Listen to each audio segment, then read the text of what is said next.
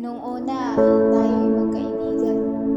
Sa isa't isa, nahanap ang tunay na kasiyahan, tawanan, kwentuhan na walang katapusan. Ngunit bigla na lang, naglaho ang lahat. Friendship over, ika nga nila. Isang salitang sa puso'y nagdudulot ng pighati. Ang dating masigla, ngayon ay tahimik na. Ang dating malapit, ngayon ay malayo na. Ang dating masaya, ngayon ay matamlay na. Ang dating buo pa, ngayon ay nawala na. Mga pangako, mga alaala, naglalaho na ba?